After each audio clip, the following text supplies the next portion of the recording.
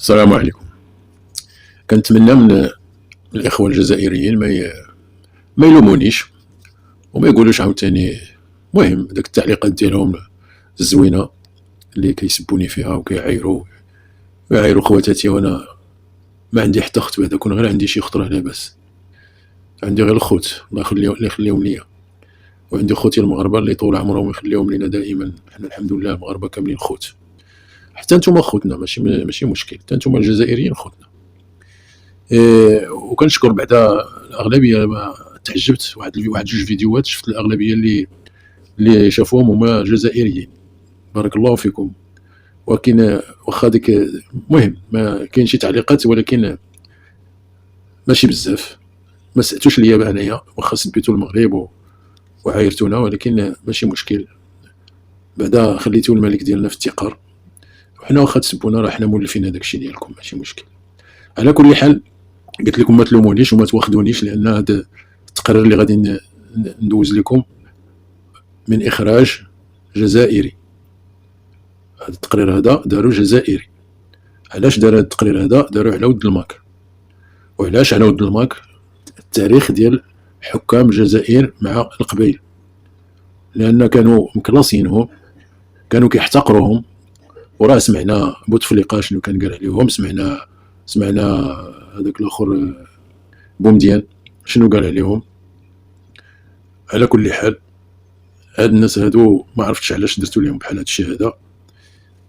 وهذا الاخ هذا تكلم على العنصريه ديال الجزائريين تجاه الناس ديال القبائل. زعما ما كتعتبروهمش واش كاينين، حتى من الحقوق والواجبات ديالهم ما كيعطيوهاش لهم. وهضرت على بومديان من هادشي راه قديم، هادشي راه من ايامات بومديان. وانتم ديما كيقولوا الحكام بان هذوك الناس ما يقدروا يديروا حتى شي حاجه، ما يقدروا يتحركوا، ما يقدروا يديروا والو. وحتى في الانتخابات بعض المرات المهم واخا كاينين بعض المسؤولين في الحكم، ولكن هذوك المسؤولين هذوك مطلوق عليهم اليد. زعما العسكر خلاهم يديروا كيف بغاو، لانهما كينتميو للقبائل. زعما القضيه ديال راشينهم، عطيناهم داك لي بوست كرشوا، زعما دير اللي بغيتي، غير ميك علينا ونسانا.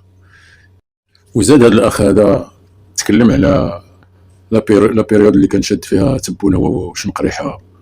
الحكم هو كاع فاش القضيه زادت كاع حماضت عندهم كاع، داك ديال لي سيرلي وجمو فوتيزم وداك التخربيق ديالهم، هذاك زعما ديال الاحتقار التام. زعما ما كانش هذاك الشيء اللي كان زاد الطين بله كما كيقولوا. وكملوا عليها منين وصفوهم ولا كلاصوهم جماعه ارهاب الى اخر. داك الشيء اللي ربما راكم عارفين، الجزائريين كامل عارفينه، غير هما كيتعاموا كيف ما عرفوا بان الصحراء ديال المغرب، وكيتعاموا بغا يعطيوها للبوليساريو باش السي تبوني يبدا يدوز المحيط الاطلسي. ولكن مع الاسف الشديد نرجع للتقرير ديال هذا السيد هذا. وهذا الشيء اللي قال راه معقول، راه كاين. وحنا كنا سمعنا سميتو هذا بومديان سمعتو. انا كان عندي واحد الفيديو ديالو شنو كان تيقول على سميتهم على القبائل. وسمعت حتى ديال بوتفليقه. ما فهمت انا علاش زعما كلهم هاد الحكام اللي دازو ديال الجزائريين كيهضروا عليهم، باستثناء واحد الجوج اللي ما ذكروهمش بالشر زعما. والمهم اسمحوا لي راني طولت بزاف، ولكن بغيت غير نهضر على هذا الموضوع لانه مهم جدا. على كل حال الجزائريين سمعوا مزيان هذا التقرير هذا، لان راه جزائري اللي نشروه، باش ما تقولوش عاوتاني راه المخزن. وراه هذا الجزائري راه لا علاقه له بالمخزن، باش ما تقولوش المخزن اللي عطاه الفلوس باش يدير هذا الفيديو هذا. قلبوا عليه راكم غادي تلقاو الاصل ديالو. على كل حال راني طولت بزاف، خليكم مع الفيديو. السلام عليكم. Avant que décembre ne baisse le rideau sur 2025. Non, ce n'est pas un simple rebondissement de fin d'année, c'est la bombe qui risque de faire dérailler notre fin décembre, de hanter les nuits du pouvoir et d'installer un climat d'angoisse collective dans tout le pays. Le coup de tonnerre. Une annonce fracassante prévue dans les jours à venir, le MAC s'apprête à proclamer de manière unilatérale l'indépendance de la Kabylie. Oui, vous avez bien entendu. Le MAC, rien que ça. Il fut un temps, pas si lointain avant 2019 pour être précis, où le MAC était perçu comme une sorte de carnaval politique sans importance. Sérieusement, c'était presque folklorique, quelques marginaux exaltés, parfois même racistes, souvent perchés dans un rêve d'autodétermination irréaliste. Quand ils ne vociféraient pas des discours identitaires enflammés, ils flottaient dans un monde parallèle façon utopiste du dimanche. En gros, personne ne les prenait au sérieux. Pour le régime, c'était un petit théâtre d'ombre, sans la moindre portée réelle. Et puis souvenez-vous, chaque fin avril, comme une tradition de printemps, ces irréductibles sortaient leur banderole. On les laissait faire tolérer par le pouvoir de Bouteflika comme on tolère un vieux rituel inoffensif. Parfois, ils rassemblaient 4000 personnes, parfois 5000 allaient dans leur grand jour et ils grimpaient à 20 000 manifestants. Mais franchement, quand on met ça en face des 7 ou 8 millions de Kabyles, c'était une goutte dans l'océan. Autrement dit, du bruit, oui, mais pas de quoi secouer la République. Mais cette fois, l'histoire a basculé.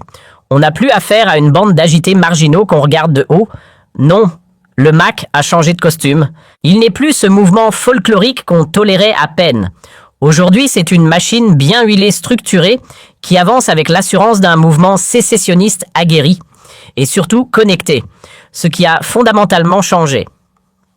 Il a franchi les frontières, pénétré des sphères de pouvoir hors d'Algérie.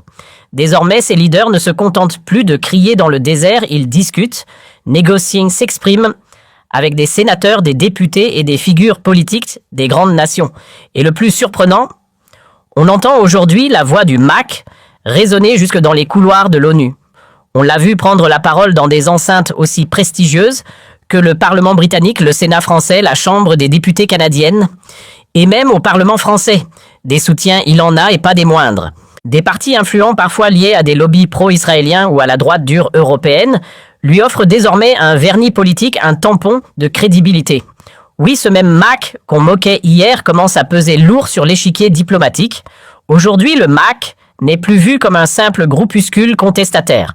Aux yeux de nombreuses forces politiques occidentales, il est devenu fréquentable, presque respectable.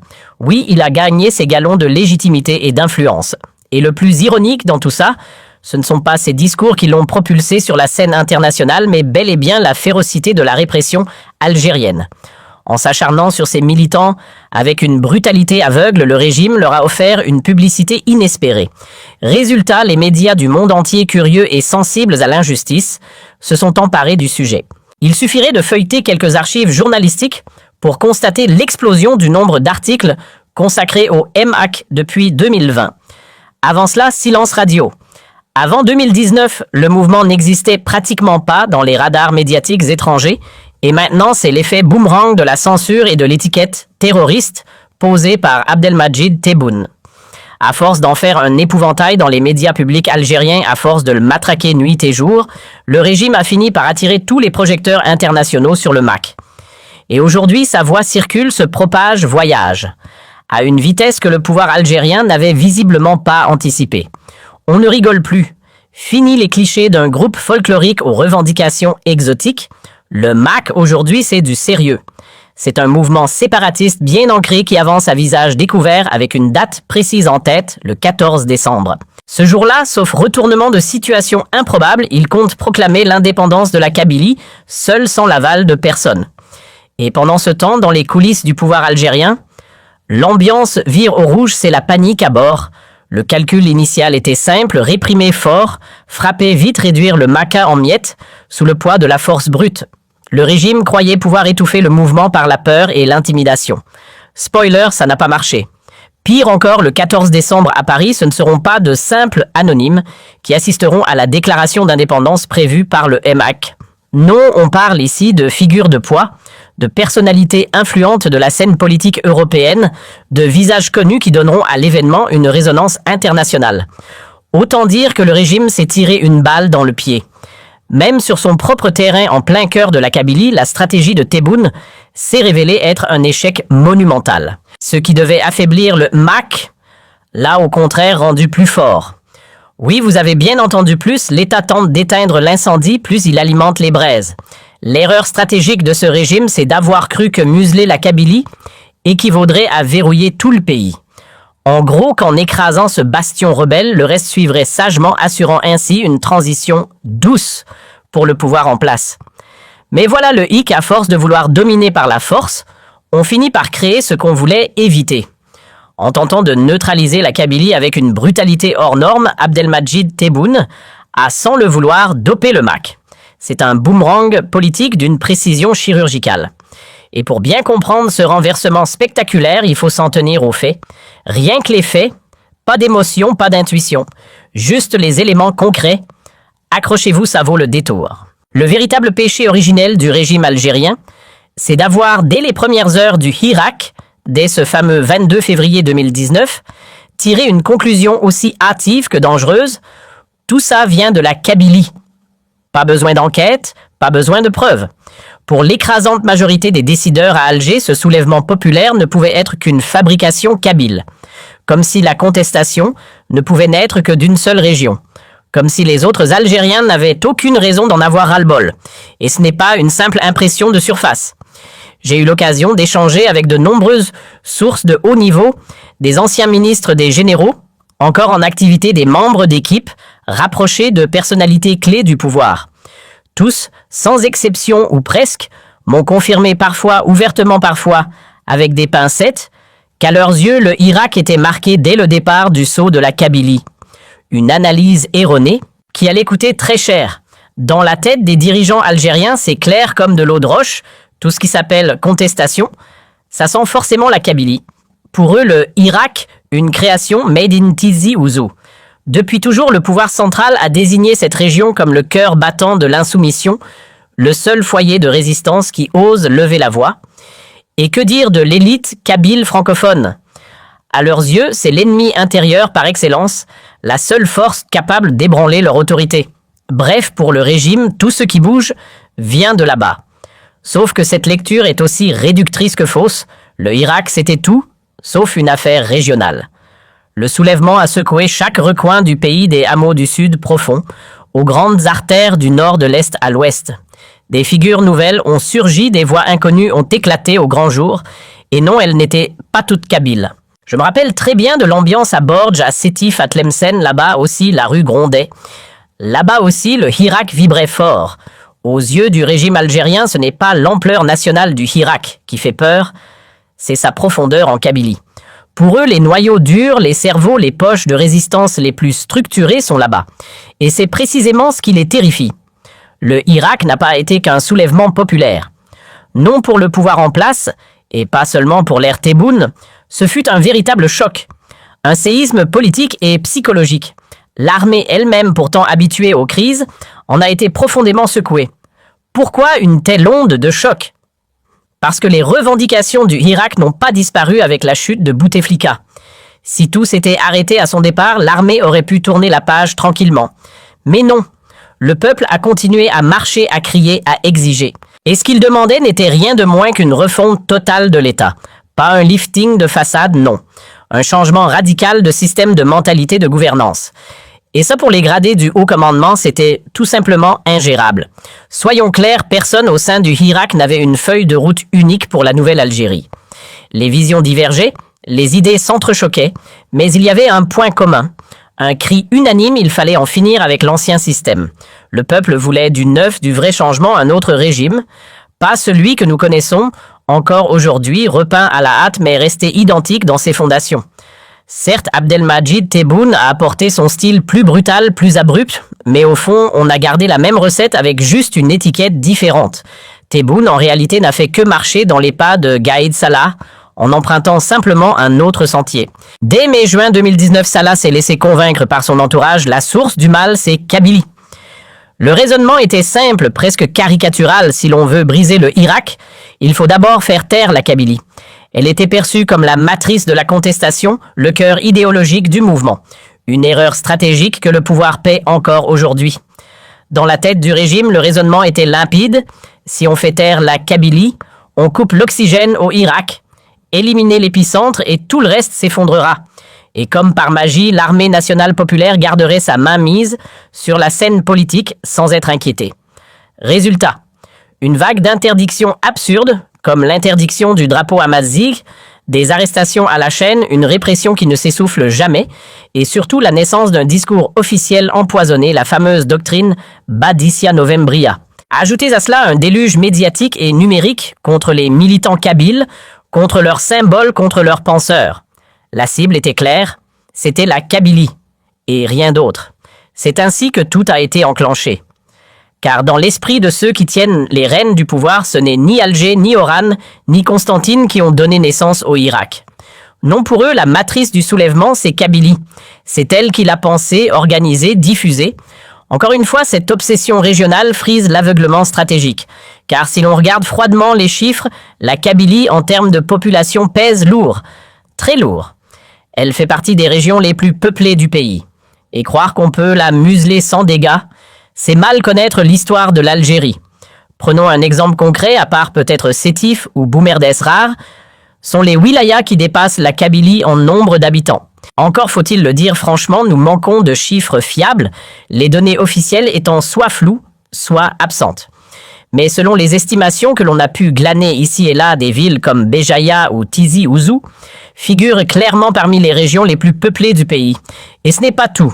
Il faut aussi considérer que la population kabyle ne se limite pas à la Kabylie.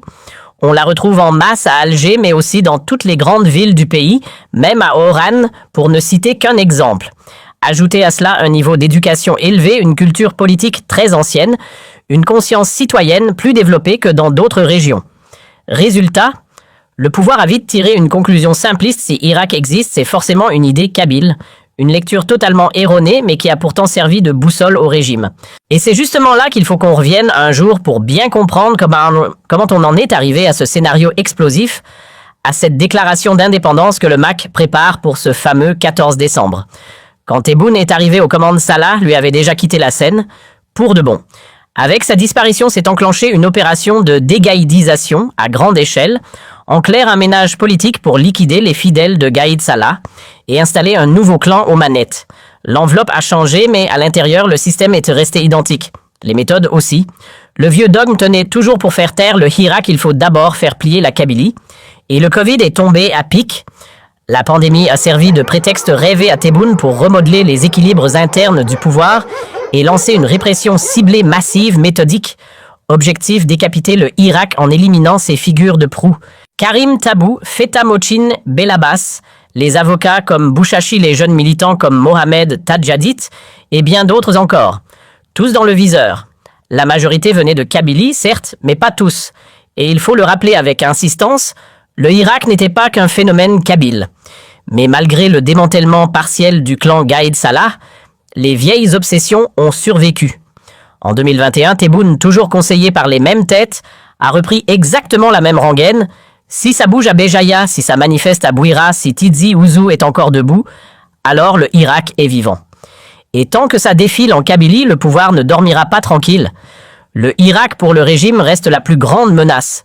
Ce qui est frappant, c'est que, même en connaissant parfaitement la Kabylie, sa complexité sociale, sa culture politique singulière, ses dynamiques locales, Abdelmadjid Tebboune n'a pas hésité une seconde à reprendre la vieille théorie du danger kabyle. Et pourtant, il a été wali à Tizi Ouzou, il savait à quoi s'attendre. Mais dès qu'il est arrivé au sommet de l'État, il a confié les clés de l'appareil sécuritaire à des figures comme le général-major Djebar ou encore des proches du général-major Mohamed Kaïdi. Et ces hommes-là, eux, l'ont poussé vers une stratégie dure, violente, frontale. Rien à voir avec l'époque Gaïd Salah. Certes, à ce moment-là, un projet appelé Zéro Kabyle circulait sur les réseaux sociaux porté par quelques voix radicales. Mais ce n'était qu'un fantasme. Ces individus n'étaient pas au cœur du pouvoir et Salah lui-même n'a jamais franchi cette ligne rouge. On a voulu faire croire qu'il haïssait les Kabyles, mais c'est faux. Il avait des officiers kabyles à ses côtés, des proches kabyles, des amitiés sincères. Jamais il n'a voulu diaboliser le MAC. Jamais il ne l'a classé comme organisation terroriste. Il est mort fin 2019. Et je suis convaincu profondément que s'il avait survécu, les choses auraient pris une toute autre tournure. Car de tout ce que je sais sur son parcours, sur sa manière de penser, sur ses ambitions stratégiques, jamais Gaïd Salah n'aurait poussé l'Algérie dans cette dérive brutale où tout ce qui est kabyle devient suspect et où le MAC est transformé en monstre utile à réprimer tout un peuple. Ce glissement, c'est Tebboune qui l'a opéré. C'est un certain général-major Djebar, oui, un kabyle lui aussi, on en reparlera dans une autre vidéo dédiée, qui a joué un rôle central dans cette dérive sécuritaire. Convaincu par des rapports de renseignement douteux rédigés par Mohamed Kaïdi, et d'autres hauts gradés des services secrets, il a réussi à embarquer Tebboune dans une vision biaisée de la situation. Le contenu de ces rapports, des données non vérifiées, des analyses gonflées, dramatisées, à l'extrême, parfois même manipulées. Résultat, on a persuadé le président que la Kabylie était le dernier bastion réel de la contestation nationale. Selon cette logique, les autres wilayas ne posaient pas de problème sérieux. Là-bas, pensait-on, quelques promesses de développement, un peu de répression bien dosée et hop, tout rentre dans l'ordre. Mais la Kabylie, non. Trop organisée, trop enracinée politiquement. Impossible à contenir avec les recettes habituelles. Et c'est ainsi qu'en juin 2021, une proposition radicale est arrivée sur la table classée officiellement le MAC comme organisation terroriste. Une mesure extrême, mais pour éviter qu'on crie au ciblage régional, on a ajouté dans le même sac un autre mouvement, Rachad, histoire de noyer le poisson. Rachad. Ce n'était qu'un écran de fumée, un alibi. Une rustine politique pour éviter que le régime algérien se retrouve accusé à l'international de cibler exclusivement les Kabyles. Car soyons honnêtes, si Tebboune avait mis uniquement le MAC sur la liste noire du terrorisme, sans ajouter une autre organisation, la manœuvre aurait été perçue comme une chasse aux sorcières régionalistes. Ah, ce sont des Kabyles. Donc ce sont des terroristes, voilà ce que le monde aurait dit. Pour brouiller les pistes, on a donc glissé Rachad dans le même sac. Cette opération cosmétique a été renforcée par un arsenal législatif flambant neuf l'article 87 bis. Objectif, tuer dans l'œuf toute velléité de contestation. Car la répression seule ne suffisait plus, il fallait un discours pour l'habiller. Le narratif officiel répété à l'infini dans les médias d'État disait ceci: « Le Irak est terminé. Le président Bouteflika est parti. Ses hommes sont en prison, circuler, il n'y a plus rien à voir. » Et tous ceux qui osent encore manifester des séparatistes pro-MAC ou des islamistes pro-Rachad.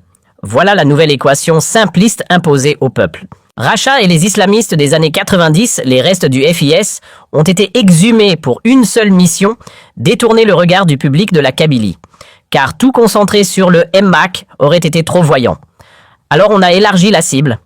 Ensuite, pour verrouiller le tout, on a redéfini ce que signifie terrorisme, forger des lois sur mesure et monter une machine médiatique bien huilée.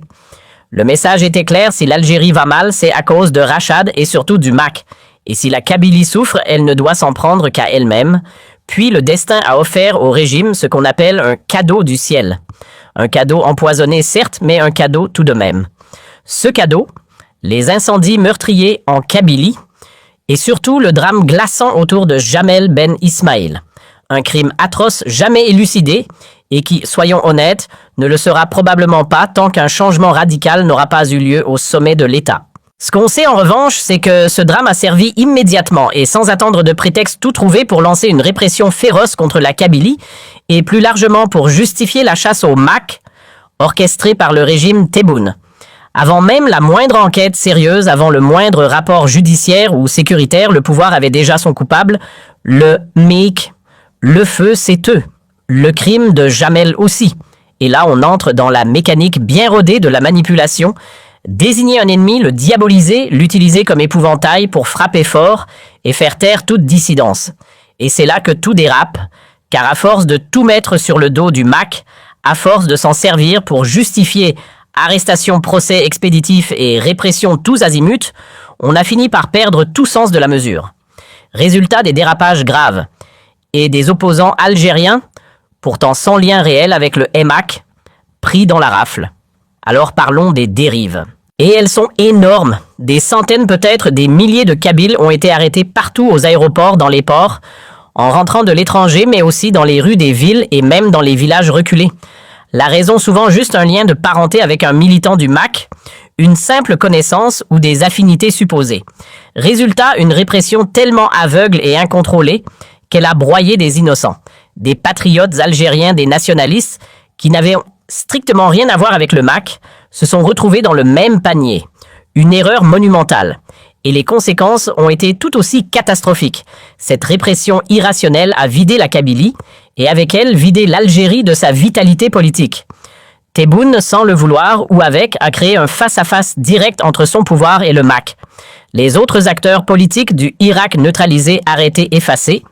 Plus de médiation, plus de mouvement indépendant. Tout le terrain est devenu un duel entre le régime et le MAC. Ceux qui formaient autrefois la colonne vertébrale de l'opposition ont disparu du paysage, certains ont pris la route de l'exil, d'autres ont été enfermés et le reste a simplement été réduit au silence. Les partis opposants, eux, ont été méthodiquement démontés. Le FFS domestiqué, apprivoisé, transformé en décor de façade. On l'a même exhibé durant la présidentielle anticipée pour envoyer un message. Regardez, la Kabylie est calme, tout va bien, plus aucun problème de ce côté-là. Mais il ne faut pas avoir la mémoire courte. En 2019, quelle région a failli faire dérailler l'ascension de Tebboune à la présidence? C'est bien la Kabylie. C'est là, en décembre 2019, que les bureaux de vote ont brûlé. C'est là qu'aucune urne n'a pu être ouverte, la seule région du pays où l'élection n'a tout simplement pas eu lieu. Pour faire croire que tout allait bien et que la Kabylie, cette fois, marchait dans les rangs du pouvoir, le régime a brandi le FFS comme preuve vivante de sa légitimité. On l'a apprivoisé, remodelé, utilisé comme vitrine politique. Pendant ce temps, le RCD était écrasé les associations citoyennes, comme le Raj laminé et les Irakistes, envoyés derrière les barreaux. Et qu'est-ce que tout cela a produit? Simple, en éliminant tous les acteurs intermédiaires, le régime a réussi à provoquer ce qu'il redoutait le plus, un duel frontal entre lui et le MAC. Plus personne au milieu, plus de tampons, plus de contrepoids. Et lorsqu'un pouvoir fabrique lui-même un tête-à-tête avec un adversaire, il ne fait que lui donner du poids. Il le grandit. Il l'installe comme alternative, comme rival crédible. En enterrant la vie politique en Kabylie et à l'échelle du pays, le régime a fini par imposer une lecture binaire de la situation, d'un côté le pouvoir de l'autre, le MAC. Résultat, pour beaucoup de gens en Kabylie comme ailleurs en Algérie, il ne reste plus qu'un affrontement clair, presque un match annoncé entre deux forces, et c'est le pouvoir lui-même qui en a écrit le scénario. Aujourd'hui, tout ce qui ressemblait de près ou de loin à une force politique indépendante a presque disparu. Les partis alternatifs ne sont plus que des ombres, les relais entre le peuple et le pouvoir ont été détruits, plus de médiateurs, plus de société civile vivante, plus d'opposition crédible et les médias libres dissous, réduits au silence. Dans ce désert politique, une seule voix parvient encore à franchir les frontières, celle du MAC, amplifiée depuis l'étranger. Quant à nous, quelques journalistes indépendants, quelques créateurs en ligne, 2 ou 3 irréductibles, nous existons, oui, mais nous ne faisons pas de politique. Nous informons, rien de plus. Et c'est bien là le problème, les cyberactivistes les plus actifs produisent de l'analyse, des commentaires, du décryptage, mais sans structure, sans parti, sans stratégie de conquête politique. Aucun mouvement solide, aucune feuille de route collective. Le seul à avoir conservé une organisation claire, un projet cohérent et une vision politique, c'est le MAC. Oui, le MAC, encore et toujours le MAC. Même Rachad a fini par se fracturer, se disperser. Mais malgré cette implosion, le pouvoir algérien a continué de concentrer son énergie sur le MAC, surtout à l'étranger. Entre 2021 et 2024, les services de renseignement extérieurs se sont lancés dans une stratégie très simple, affaiblir le mouvement de l'intérieur. Comment? En négociant en coulisses, en alimentant des rivalités internes, en encourageant des scissions, en rapatriant en Algérie le plus grand nombre possible de dissidents. Ils pensaient que provoquer des divisions ferait s'effondrer le MAK. Mais la réalité a été tout autre, cela n'a absolument rien brisé. Beaucoup de militants du MAC qui vivaient en Algérie ont fait mine de quitter le mouvement pour rentrer au pays. Certains ont joué la comédie uniquement pour revoir leur famille, embrasser une grand-mère, assister à un enterrement, régler une succession. Extérieurement, ils déclaraient avoir tourné la page. Mais dans leur cœur, dans leurs convictions intimes, le projet du MAC ne les avait jamais quittés. Et c'est pour cela que la stratégie du régime a échoué. Il a récupéré quelques figures dissidentes. Oui, mais en parallèle, la répression, la traque, l'amalgame dangereux entre être kabyle et être MAC, tout cela a eu l'effet inverse, le mouvement s'est renforcé. De nouveaux militants ont rejoint le MAC, notamment au Canada, et encore plus au sein de la diaspora en France. Autrement dit, pendant que le régime pensait le diminuer, il l'a sans le vouloir fait grandir. Au fond, tous les dissidents que le régime avait réussi à récupérer n'ont servi à rien, car ils ont immédiatement été remplacés par une vague de nouveaux militants. Et c'est précisément ce que le pouvoir refuse de reconnaître. Chaque défection a été compensée et souvent même dépassée. Résultat, l'État algérien s'est retrouvé piégé dans sa propre stratégie. Pour illustrer, je reprends une métaphore qui résume parfaitement la situation. En voulant éliminer un serpent, on l'a aspergé de poison. Sauf que ce serpent-là, au lieu d'en mourir, s'en est nourri. Il a grossi, il s'est renforcé, et aujourd'hui, il est plus venimeux que jamais. Et désormais, c'est lui qui mord, et c'est exactement ce qui se passe. Le MAC est devenu la créature que le régime a lui-même alimentée et qu'il ne contrôle plus. Il faut vraiment saisir ce point car toute la stratégie de Tebboune, tout son maintien au pouvoir repose sur un seul axe, neutraliser la Kabylie. Pas de développement, pas de discussion, pas de compromis, pas de réconciliation, pas de travail avec les élites d'opposition. Rien de tout cela. La méthode, c'est réprimer, étouffer, neutraliser. Point final. Au final, en voulant neutraliser le MAC, le régime n'a fait que le nourrir davantage. Chaque tentative pour l'étouffer l'a rendu plus robuste, plus visible, plus structuré. À force de répression, le pouvoir a fabriqué un MAC plus fort que jamais. Le paradoxe est violent. En détruisant tout le reste de la scène politique, le régime a laissé le MAC devenir la seule force qui travaille encore, la seule organisation active, presque le seul acteur politique réel du pays. Et pourquoi le Irak n'a-t-il pas tenu aussi longtemps ? Pourquoi n'a-t-il pas résisté comme le MAC ? Tout simplement parce qu'il n'avait pas la même ossature, pas la même discipline interne. Le Irak était un élan populaire puissant mais diffus. Le MAC lui est devenu une structure organisée. Et surtout, il a su s'ouvrir à l'international. Des capitales étrangères l'ont approché des responsables politiques, lui ont tendu la main, il a pris la parole dans des tribunes mondiales intégrées, des cercles d'influence, des think tanks, des réseaux discrets, parfois même des lobbies très puissants. Bref, pendant que le Irak s'essoufflait, le MAC lui tissait sa toile.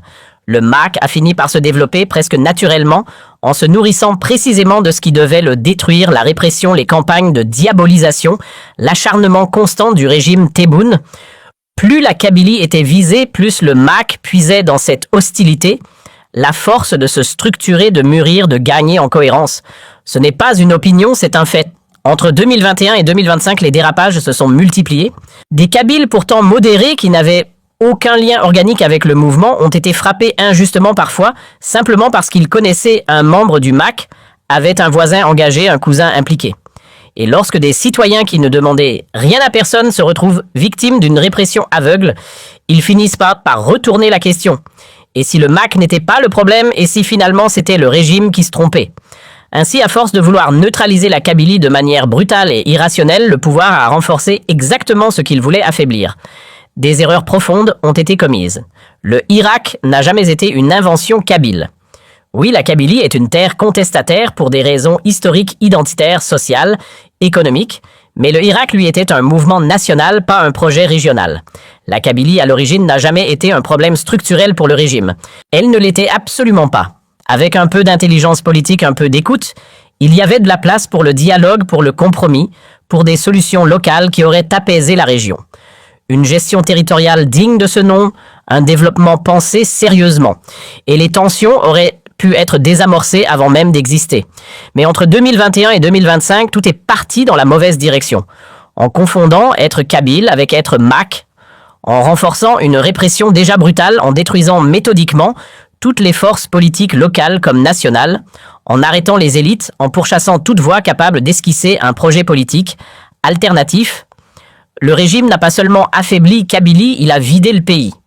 Il a asséché tout l'espace politique algérien. Et aujourd'hui, le résultat est là, un tête-à-tête frontal entre le régime et le MAC, un duel que le pouvoir pensait maîtriser, mais qui petit à petit se retourne contre lui. Parce que pendant que le MAC gagne en crédibilité, en visibilité et en cohérence, le régime lui perd du terrain, perd de l'autorité, perd de la confiance. Le rapport de force bascule lentement mais sûrement.